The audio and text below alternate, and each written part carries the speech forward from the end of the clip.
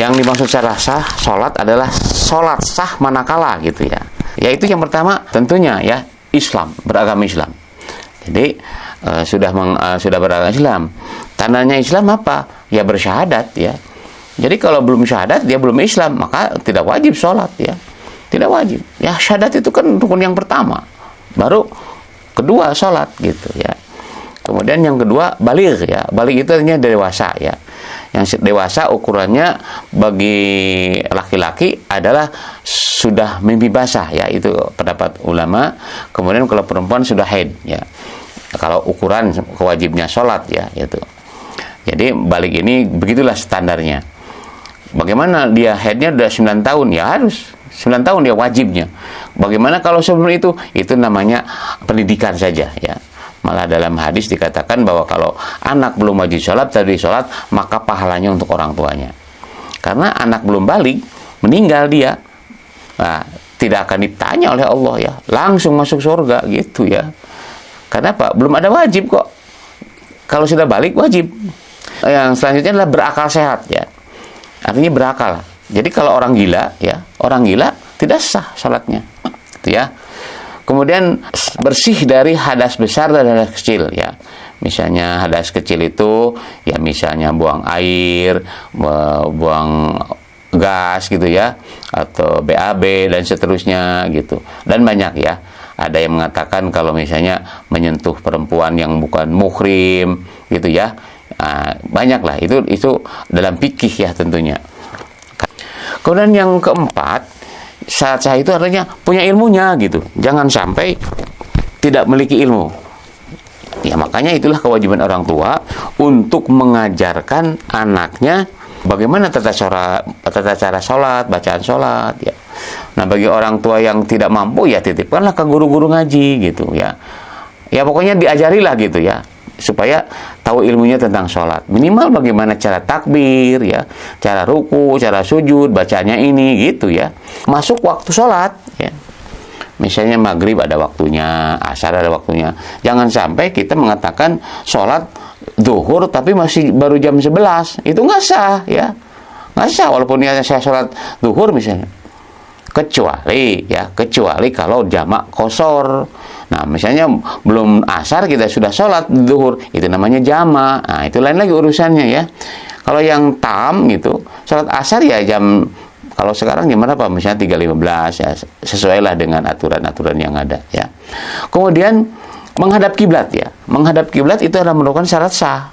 Jadi nggak sah kita sholat menghadap timur, utara dan sebagainya dari Indonesia tentunya ya. Kalau dari Eropa atau dari sebelah barat Baitullah ya mungkin menghadap timur gitu. Kalau dari utara ya menghadap ya. Jadi maksudnya bukan menghadap baratnya tapi menghadap kiblat. Nah kiblat itu adalah yang dimaksud kiblat adalah Baitullah. Tapi ada yang lebih memperluas lagi yaitu Masjidil Haram. Karena dalam Al-Quran wijahakum fitratul Masjidil Haram ya. Jadi menghadap Masjidil Haram ya. Kemudian menutup aurat. Nah, menutup aurat ini adalah suatu syarat sah. Jadi nggak sah kita aurat wanita itu kecuali telapak tangan dan wajah. Nah, itu aja batasnya ya. Kalau laki-laki lutut sampai pusar itu batas minimal itu ya. Kita menggunakan atau memakai dasar hukum dalam Al-Quran ya. Kalau kita pergi ke masjid ya artinya sholat ya pakailah yang terbaik gitu ya. Itu karena itu etika juga ya. Jadi itu syarat sah ya. Kemudian rukun ya. Nah rukun syarat ini saya ngambil secara umum aja ya. Karena masalah urutan dan sebagainya itu kadang-kadang beda-beda ya. Tapi saya umum aja lah ya. Karena yang akan dibahas bukan masalah bagaimana rukunnya ya. Ini rukun syarat ini saya bacakan aja ya. Yaitu berdiri. Artinya bagi yang mampu berdiri ya. Kalau tidak mampu berdiri ya duduk. Dan kemudian tidak bisa duduk ya tidur dan seterusnya ya. Jadi kalau yang sehat bisa berdiri ya berdirilah ya. Kemudian yang kedua setelah berdiri ya artinya tegak itu mengucapkan niat ya. Dan niat ini adalah urusan hati ya. Nanti kita jelaskan ya. Kemudian yang ketiga adalah mengucapkan takbiratul ihram ya. Takbiratul pertama. Keempat membaca Al-Fatihah setiap rakaat. Yang kelima ruku dan tumanina, artinya tenang ya, tenang secara baik melakukannya ya. Kemudian membaca i'tidal, melakukan i'tidal setelah ruku ya. Kemudian menjalani sujud ya 2 kali, duduk di antara 2 sujud, duduk tasyahud, membaca tasyahud ya, asyhadu alla ilaha illallah, kemudian membaca sholawat ya, itu kemudian salam. Kemudian yang 13 tartib melakukan rukun salat yang berurutan ya. Jadi ini rukun ya. Maka kita akan bahas bagaimana satu persatu ya. Yang pertama adalah berdiri tegak ya. Yang sebenarnya saya katakan, jadi berdiri tegak itu bagi yang sehat ya. Berdiri tegak itu bukan bungkuk, bukan miring ya. Dan ukurannya ya, kalau kaki ya lebarnya jangan selebar bahu ya. Jangan melebihi itu atau jangan dirapatkan tutup begitu. Aturannya begitu ya. Jadi berdiri tegak itu harus berdiri ya. Kalau yang bisa berdiri ya. Tapi yang tidak bisa ya seperti tadi dikatakan bahwa boleh ya duduk dan seterusnya ya. Itu yang kegiatan rukun yang pertama. Lalu yang kedua, niat ya. Nah, niat ini, ini banyak yang disalah pahami. Mohon maaf ya. Salah pahami. Tapi kalau kita merujuk kepada hadis ya dari Amirul Mukminin ya. Kemudian kata beliau, Rasulullah bersabda ya. Apa bersabda? Innamal a'malu binniyat dan seterusnya. Panjang hadis ini ya. Nah, Bukhari Muslim nih ya. Bukhari kemudian Muslim, ini hadisnya sahih dan terkenal. Nah, ini dimaksud pernyataan ini. Jadi setiap amal itu artinya semua perbuatan itu tergantung niatnya. Nah, karena niat itulah yang menentukan sah tidaknya, diterima tidaknya amal kita. Itulah mengangkat kedua belah tangan ya sejajar dengan telinga ya. Ini pun banyak beda-beda ya. Jadi dalam salat itu beda-beda, tapi bukan berarti salah ya. Makanya kita perlu banyak hadis supaya kita tidak menyalahkan yang lain. Ada 3 ya yang saya terutama ketahui, ada 3. Yang pertama, ujung jari itu sejajar telinga. Tidak ada yang sejajar kepala atas ya. Itu nggak ada. Saya nggak menemukan hadis takbir itu sampai kepala jarinya itu sampai kepala atas kepala itu. Itu dari mana itu? Kalau ada ya silakan aja sampaikan ya. Tapi saya belum menemukan itu hadis yang sampai situ. Ada juga sampai ujung telinga ya gitu. Lihat gitu. Yang kedua adalah sedada ya, sepundak gitu. Ya. Itu ada yang punya pendapat demikian dan memang Rasulullah melakukan dan ada hadisnya gitu ya. Catat, takbiratul ihram itu adalah tangan duanya terbuka menghadap kiblat. Jangan miring, apalagi membelakangi ya. Kemudian melipat jari tangannya. Nah, itu tidak benar. Belum ada itu. Belum menemukan hadis yang balik gitu atau miring. Itu nggak ada. Walaupun kita sering menyaksikan ada yang begitu. Dan bacaannya Allahu Akbar ya. Kenapa tidak subhanallah? Kenapa tidak alhamdulillah? Nah, itu pertanyaan. Nah, jawabannya adalah Rasulullah mencontohkan kepada kita bacaannya Allahu Akbar. Itu ya, kalau dalam kenapa baca Allahu Akbar, makna mengangkat tangan begitu. Ya, itu artinya menyerah. Maka kalimatnya juga Allahu Akbar. Apa? Allah Maha Besar. Besar kekuasaannya. Sambil dijawab oleh hati nurani, saya kecil ya Allah, tidak memiliki apa-apa. Terus hikmahnya apa lagi? Kalau kita sudah Allahu Akbar, tangan terbuka, artinya kita nggak punya apa-apa ya Allah. Jangan sombong lah kira-kira itu. Itu efeknya daripada kalimat ini, tidak sombong. Makanya orang sholat, kalau dia sholat benar, dia insya Allah tidak punya milik sombong. Apalagi dalam hadis dikatakan ya, la yadkhulul jannah, tidak akan masuk surga seseorang bila dalam hatinya ada sebesar biji zarrah takabur. Nah, gitu. Nah, dengan dilatih sholat ini akan menghindarkan kita dari takabur, itu ya. Jadi kalau kita sholat menghadap Allah, pertama kita mengatakan tidak ada apa-apa saya Allah, hanya Engkau yang Maha Besar. Betapa hormatnya kita ke Allah. Ya. Kemudian saya menyerah ya Allah. Nah, itu ya, ini hanya makna dibalik takbiratul ihram ya. Nah, ini dalam hikmah-hikmah yang dipelajari oleh orang-orang yang kompeten di bidangnya, yaitu kedokteran. Jadi dia mempelajari mungkin secara keilmuannya ya. Tapi nggak salahnya kita untuk mempelajari ya, karena dia tahu tentang semua gerakan itu ya. Berdiri tegak mengangkat kedua tangan sejajar telinga, nah sejajar telinga, lalu melipatnya di depan perut atau dada bagian bawah. Gerakan ini bermanfaat untuk melancarkan aliran darah, getah bening, limpa ya, dan kekuatan otot tangan. Posisi jantung di bawah otak memungkinkan darah mengalir lancar ke seluruh tubuh. Saat mengangkat kedua tangan, otot bahu meregang sehingga aliran darah kaya oksigen menjadi lancar. Kemudian kedua tangan didekapkan ke depan perut dan dada bagian bawah. Sikap ini menghindarkan dari berbagai gangguan persendian, khususnya pada tubuh bagian atas. Itu kata orang yang tahu ya. Tidak salah ini. Kita, karena ini tulisan-tulisan para profesor ini ya, gitu. Nah, itu hikmahnya ya. Kemudian setelah takbir ihram, kita ini membaca iftitah. Nah, iftitah itu tidak termasuk wajib dalam arti kata. Jadi maksudnya tidak baca pun tidak apa-apa, gitu ya. Tapi bukan arti tidak boleh atau apa, tidak.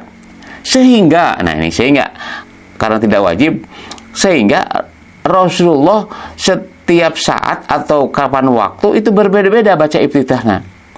Ya, kita perhatikan nanti ya, bahwa iftitah itu Rasulullah melakukannya, tapi tidak menentukan satu harus begini, tidak ya. Rasulullah tidak. Banyak hadisnya yang kita tahu ya. Jangan sampai kita baru tahu ya, membid'ahkan atau menyalahkan yang lain ya. Tidak ya. Coba perhatikan. Nah, iftitah satu ya, saya sebutkan iftitah satu, artinya iftitah ini hadisnya sahih ya. Apa? Ini doa. Nah, yang penting bukan masalah bagaimana ya, tapi artinya. Jangan sampai kita membaca Allah baik-baik tapi tidak ngerti artinya ya. Artinya apa? Ya, Allahumma ba'id baini. Ya Allah, ba'id, jauhkanlah. Baini antaraku, wabaina antaraku dan antara dosaku, kama ba'ada sebagaimana engkau jauhkan bainal masyriqi, jauhnya timur dan barat. Nah, ini doa itu ya. Betapa kita inginnya supaya kita tidak berdosa gitu. Ya. Jadi ya Allah, jauhkanlah antara aku dan dosa sebagaimana kau jauhkan timur dan barat. Nah, itu orang yang sholat ya sudah, ini sama dengan dia berjanji kepada Allah ya. Selain berdoa dia berjanji supaya jauhkan dari dosa gitu. Allahumma naqini min khataya kama yunaqas thawab minal abyad minad danas. Ya Allah, bersihkanlah dari dosaku sebagaimana bersihnya kain putih dari kotoran. Ya, sama juga ya. Kalau tadi jauhkan, kalau yang ada bersihkan. Sebagaimana pakaian putih dari kotoran, bersihnya kain putih dari kotoran. Ya, seperti itulah. Allahumma gsil khotoyaya bil ma'i wa thali wal barod. Ya Allah, bersihkanlah atau cucilah gitu ya dosaku dengan air, kemudian salju dan embun. Nah, jadi iftitah yang kedua. Allahu Akbar kabiro walhamdulillahi katsiro wa subhanallahi bukrata wasila. Segitu pendek. Ya Allah atau Allah yang Maha Besar, sempurna kebesarannya. Segala puji bagi Allah, pujian yang banyak. Ya, walhamdulillahi katsiro wa subhanallahi bukrata, Maha suci Allah pagi dan petang. Yang pertama, Allah Maha Besar, sempurna kebesarannya. Ya, artinya Allah Maha Besar. Yang kedua, segala puji bagi Allah, pujian yang banyak-banyak. Namanya juga segala puji, artinya kita nggak kebagian gitu ya. Jadi kalau orang sholat, tapi masih hanya puji, berarti dia masih ngambil hak Allah itu. Hanya nggak dapat nilai itu ibadahnya. Karena apa? Dia ingin dipuji. Kemudian wa subhanallahi bukrata wasila, Maha suci Allah pagi dan petang. Artinya Allah senantiasa bersih ya, suci dari kemusyrikan kita nih ya. Artinya Allah bersih dari yang disekutukan ya. Orang mengatakan bahwa Allah punya anak, Allah sama dengan makhluk. Nah, itu Maha suci Allah dari yang mereka sifatkan. Bagaimana kesikap kitanya? Ya bagaimana kita membersihkan hati kita gitu ya, gitu. Kemudian bacaan iftitah ketiga yaitu ini dalam surat Al-An'am ya, ada ya. Inni wajjahtu wajhiya lilladzi fataras samawati wal ard hanifan wa ma ana minal musyrikin. Ya. Apa? Sesungguhnya aku hadapkan wajahku kepada pencipta atau kepada yang menciptakan langit dan bumi. Ini pengakuan. Sesungguhnya aku hadapkan wajahku kepada pencipta. Nah, ini fataras sama pencipta langit dan bumi. Hanifam, dengan lurus. Ya, hanifam, dengan lurus. Kemudian di situ perjanjian kita, wa ma ana minal musyrikin. Dan aku bukan termasuk orang musyrik. Karena lurus kepada Allah Subhanahu wa taala. Kemudian pengakuan yang kedua atau sumpah yang kedua atau janji yang kedua, bahasanya inna sholati, sesungguhnya sholatku. Ingat, sesungguhnya sholatku, ya, wa nusuki, peribadatanku. Selain sholat artinya ya, apa yang selain sholat. Jadi sholatku, ibadahku, wa mahyaya, hidupku, wa mamati, dan matiku, lillahi rabbil, hanya untuk Allah pencipta alam ini. Itu kan perjanjian itu. Jadi kita berani mati untuk Allah, jangan siap mati untuk apa. Nah, itu sudah musyrik gitu ya. Hidup juga kita hanya untuk Allah, bukan yang lain. Ya, bukan hidupnya untuk apa gitu. Seluruh hidup aku untukmu. Wah, apa pula itu ya. Wa mahyaya, kehidupan itu hanya untuk Allah. Nah, ini sebuah sumpah itu. Jadi orang yang sholat itu betul-betul tulus, ikhlas hanya untuk Allah. Dilanjutkan, wa bidzalika umirtu wa ana min, dengan demikian aku diperintahkan untuk yang pertama seorang muslim. Tuh, kan sumpah ini. Jadi seorang muslim ya itu dalam salat. Nah, itu ya. Kemudian masih ada ya, alhamdulillah hamdan katsir thayyiban mubarakatan fi. Pendek ya. Tapi dilakukan oleh Rasulullah. Ya. Bisa saja ya, mungkin kita sholat sunnah yang singkat ya. Udah aja iftitah alhamdulillah hamdan katsiran thayyiban mubarakatan fi gitu. Karena Rasulullah melakukan ini ya. Mungkin ketika sholat sunnah ya. Kalau sholat wajib kebanyakan Allahumma maini, kemudian kalau atau Allahu akbar kabiro. Tapi kalau misalnya sholat malam itu ini wajah tuh, dan ini masih panjang itu ya. Ada kalimat panjangnya itu. Bisa begitu ya. Tapi tidak menentukan harus ini nggak apa-apa ya. Nggak apa-apa pakai gini ya. Karena ada ketentuannya ini ya. Bukhari Muslim ini ya, riwayat Muslim ini. Kemudian setelah iftitah ya, maka kita wajib ini rukun yang itu adalah membaca Al-Fatihah ya. Tidak sah sholat illa kecuali membaca Al-Fatihah itu wajib ya. Bismillahirrahmanirrahim ya. Secara umum adalah bi itu adalah huruf qasam ya. Huruf qasam karena bi itu ada dua, ada huruf jar, ada huruf qasam. Sama cirinya. Huruf qasam itu menjerkan isim yang di depannya. Ya. Qasam juga sama. Wallahi. Nah, wallahi itu huruf wa-nya qasam ya. Gitu ya. Billahi, tallahi. Nah, bismillah juga huruf qasam. Banyak menerjemahkan bismillah itu dengan nama Allah. Gitu ya. Tapi kalau diterjemahkan, bismillah itu adalah atas nama Allah. Berarti kita melakukan sesuatu atas nama Allah, bukan atas kita. Rasulullah, kalau kita melakukan sesuatu tidak diawali bismillah, maka terputus. Ya, itu maksudnya. Kalau tidak atas nama Allah, ya terputus. Atas nama siapa kita? Makan, minum, bekerja, atas nama siapa? Nah, itu yang dimaksud bismillah ya. Jadi atas nama Allah. Apa itu Ar-Rahman?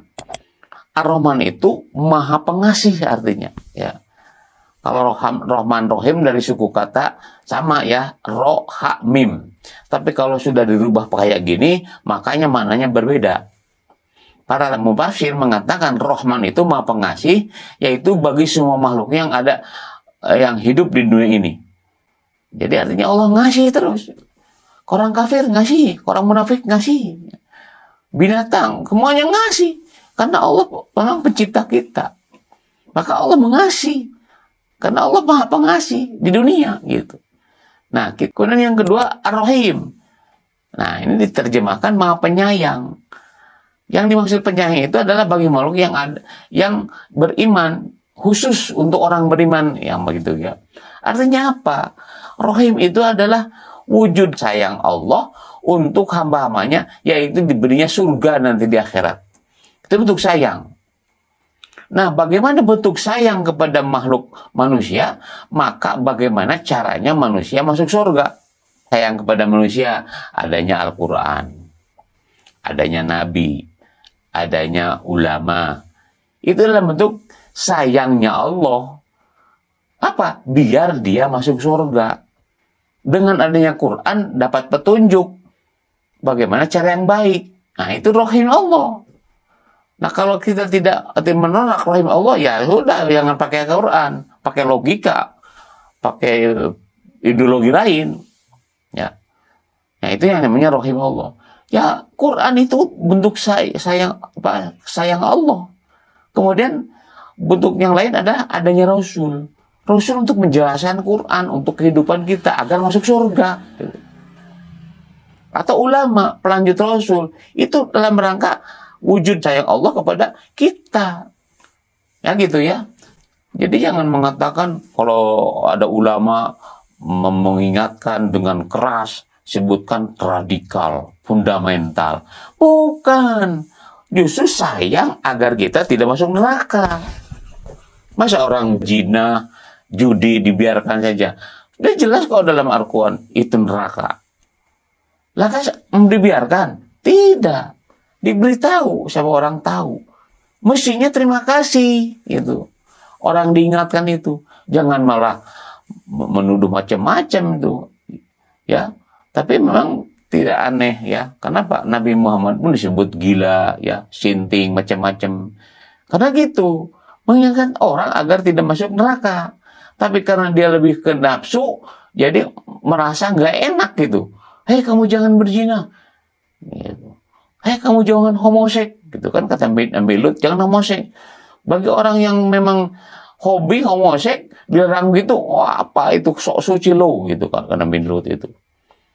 Nah gitu ya, bentuk rahim Allah. Nah jadi Allah itu Rahman Rahim. Nah kita harus jangan Rahmannya doang, tapi Rahim ya. Jadi ajaran Islam bukan kasih ya. Kalau berdasarkan kasih, ya itu tadi agama lain. Yang penting manusia senang di dunia lah gitu. Zina juga nggak apa-apa gitu. Korupsi juga nggak apa-apa gitu. Gitu aja. Tapi bagi Islam tidak. Bukan hanya ngasih, tapi juga sayang. Orang itu, orang kaya, dia harus masuk surga. Harus impak dia, harus zakat dia. Kalau enggak, laknat bagi dia. Neraka urusannya. Zina haram, nggak boleh. Kita larang. Itu yang dimaksud. Ya Allah, bismillahirrahmanirrahim. Kemudian, Alhamdulillah, Rabbil alamin. Nah ini, udah pada tahu ya, atau memang di dalam berbagai tafsir, Alhamdulillah itu bentuk apa ya, jadi segala puji lah gitu kalau menurut kita. Nah ini bagi kita yang paham kalau segala puji artinya kita nggak kebagian. Jadi pujian itu, segala puji itu hak Allah. Pujian itu hak Allah, punya Allah. Makanya segala puji. Nah kalau kita ingin dipuji berarti kita ambil hak Allah. Nah dosa. Makanya amal perbuatannya tidak akan diterima oleh Allah karena dia ngambil hak Allah gitu. Ya. Jadi jangan dianggap biasa-biasa aja orang yang ingin dipuji itu. Habis ilmu apa perkaranya, apa masalahnya itu. Ya, punya dia harta, dia dermawan, ngasih pembangunan masjid, tapi yang kepuji. Dia berkorban, tapi yang kepuji, yang disebut namanya. Kelihatannya dia baik ya, dia baik, tapi di sisi Allah nggak ada apa-apanya itu. Kenapa? Karena mengambil hak Allah, ingin dipuji orang. Ya, nah itu begitu. Makanya orang yang sholat itu terhindar dia dari gila puji ya. Alhamdulillah segala puji bagi Allah Rabbul Alamin. Nah, Rabb jadi pencipta. Yang menciptakan itu Allah, menciptakan alam. Itu segala puji bagi Allah, bagi Rabb gitu. Kok kita yang diciptakannya kok mau pujian sih? Ya, itu. Tuh yang pertama ya. Kemudian Rob itu siapa sih? Gitu. Rob itu siapa? Nah, kalau kita lihat ya dalam surat An-Nas ya, bahwa Allah itu bukan hanya Rob ya, tapi Malik, Ilah ya. Kalau Rob tadi adanya Allah sebagai pencipta, tidak butuh yang lain, cukup kun fayakun. Rob manusia artinya pencipta manusia. Jadi untuk menciptakan manusia cukup kun fayakun saja. Ya, tidak perlu bantuan malaikat enggak, apa nabi enggak. Ya itu Rob Allah ya, Rob Allah.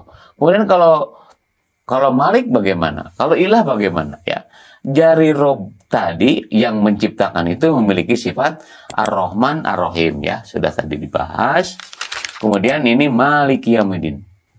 Nah, Maliki juga ini ada perbedaan ya, ini harus disampaikan nih karena di sini juga kadang-kadang berbeda pendapat, padahal biasa-biasa aja ya, gak usah diperdebatkan. Apa?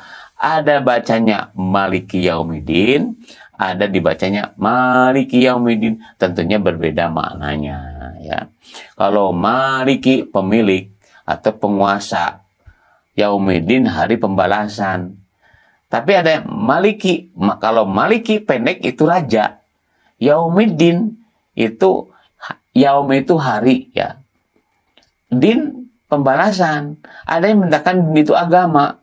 Kan din itu dua arti ya, ada agama, ada hutang dan sebagainya gitu.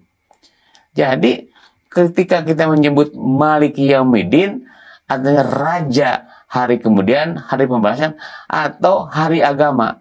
Nah, ini maknanya bahwa Allah akan dirajakan oleh manusia manakala agama din tegak gitu. Dan ini sebuah cita-cita. Jadi kalau orang mengatakan Maliki Yaumiddin itu adalah dia bercita-cita agar Allah menjadi raja di alam bumi ini. Kalau di akhirat udah pasti itu mah mau siap mau tidak sudah pasti di akhirat itu hanya Allah satu-satunya. Sekarang di dunia harusnya satu-satunya raja itu Allah, bukan manusia. Karena ini pemilik Allah, alam ini pemilik Allah. Jadi harus merajai yang pemiliknya, harusnya begitu kan. Tapi kenyataan tidak. Banyak orang yang ngaku raja, memiliki tanah dan sebagainya. Padahal bukan, ini adalah semua milik Allah. Gitu maksudnya ya. Kemudian kita lihat ya dalam surat Al-Fatihah, kita lihat tadi masalah Malik Ilah ya. Dalam surat Al-Fatihah, Bismillahirrahmanirrahim, Alhamdulillahirrahmanirrahim, Ar-Rahmanirrahim, Maliki Yaumiddin, Iyyaka na'budu wa iyyaka nasta'in. Segala puji bagi Allah Rabbul Alamin, yang Maha Pengasih, Maha Penyayang. Malik Yaumiddin, Malik ingat, Raja Yaumiddin. Jadi Allah itu Rabb, Malik, hanya kepadamu kami mengabdi dan hanya kepadamu kami memohon. Jadi Allah itu tempat ibadah. Surat terakhir, lihat. Katakanlah aku berlindung kepada Rob manusia. Rob manusia ingat. Malik raja manusia. Ilahi sembahan manusia. Jadi sebenarnya Allah itu punya kedudukan sebagai Rob, Malik, Ilah. Gitu ya. Ini ada hubungannya ini ya. Coba perhatikan ini ya. Allah sebagai Rob itu pencipta, pemelihara, pendidik. Sedangkan Ilah artinya yang disembah, yang dicintai, yang ditakuti.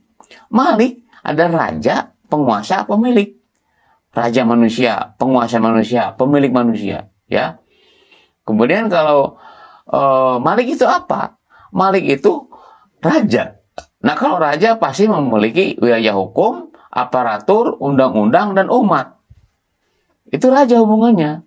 Allah raja itu begini, ya. Kalau Rob pencipta, kalau Ilah yang disembah, tidak ada perantara-perantara, langsung. Maka orang disebut musyrik. Kalau kita nyembah Allah, ada perantaranya. Ya, perantara manusia, nabi, jin, iblis. Itu sudah musyrik. Ya. Nah, kemudian kita perdalam lagi masalah Malik itu. Malik itu kan raja ya. Setiap raja pasti punya wilayah, punya aparatur, punya aturan, punya rakyat. Nah, sekarang Allah sebagai raja apa? Apa wilayah Allah? Samawati wal ard. Ya, silakan aja baca ini. Kemudian aparaturnya ya malaikat dan rasul. Ini ayatnya ya. Aturan ya kitabullah. Rakyat, makhluknya. Itu ya. Nah, silakan dibaca aja ya. Jadi Allah itu bukan hanya Rabb, bukan hanya ilah, tapi juga Malik ya.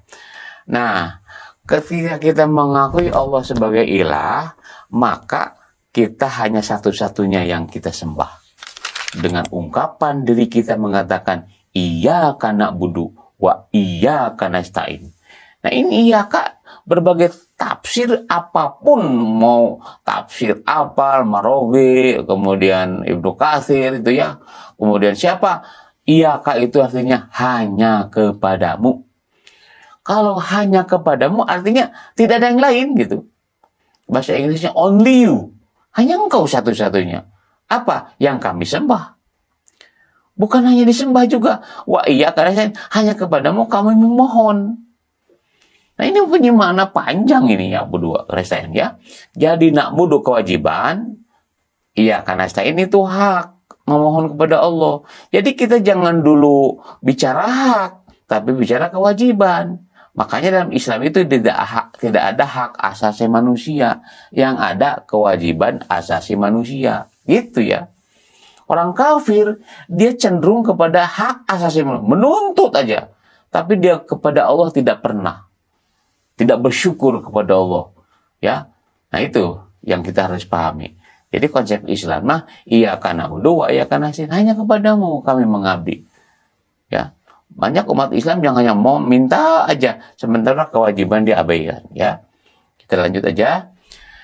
Ini dalam Al-Quran perintahnya bagaimana supaya kita menyembah hanya kepada Allah. Itu dalam surat Al-Bayyinah ya, wa ma umiru illa liya'budullaha mukhlishina lahuddin ya.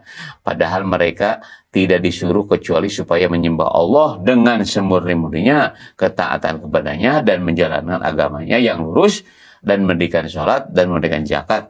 Dan yang demikian adalah itulah agama yang lurus. Nah, jadi agama yang lurus itu hanya menyembah hanya Allah. Kalau masih kita menyembah kepada ada perantara, ada manusia katanya, macam-macam lah. Nah, itu musyrik itu. Ya, musyrik itu. Ya.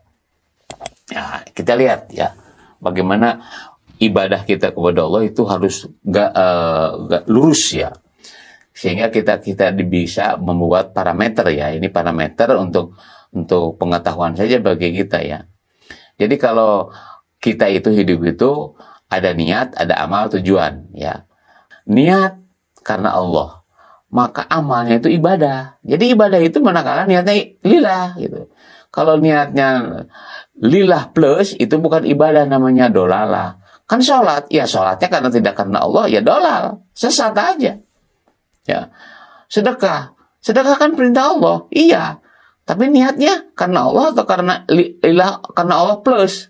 Nah, kalau lillah plus namanya dolalah, ya. Kenapa disebut dolalah? Karena tujuannya surga. Emang nggak boleh tujuan surga? Boleh, ya. Surga itu adalah akibat. Nah, bagi orang yang beriman, niatnya lillahi ta'ala, maka amalnya disebut ibadah. Tujuannya ridha Allah. Surga itu bukan tujuan, ya. Ibarat kita sekolah, tujuannya cari ilmu, bukan ijazah. Apakah boleh sekolah cari ijazah? Boleh saja, bisa saja. Ijazah didapat, ilmu nggak ada. Banyak itu kenyataannya ya. Gitu aja contoh aja ya. Kemudian bagaimana kalau niatnya tidak karena Allah, menolak Allah, perbuatannya namanya sayyah. Sholat itu hanya munafik dia. Hanya pura-pura saja sebenarnya ingin menipu Islam. Karena dia dasarnya bukan karena Allah. Dia menolak Allah. Kenapa? Karena tujuannya dunia, gitu ya. Nah, jadi bedanya orang beriman, orang musyrik dan orang kafir itu di niat. Orang beriman lillah. Orang musyrik lillah plus. Ya. Orang kafir no lillah, gitu. No Allah. Maka amalnya orang beriman namanya ibadah, orang musyrik namanya dolalah, orang kafir namanya sayyah. Tujuannya, kalau orang yang beriman adalah ridha Allah. Kalau orang kafir, musyrik, tujuannya surga. Mereka kan menyembah Yesus, menyembah apa? Kan tujuannya surga. Ya, apa memang demikian? Tidak.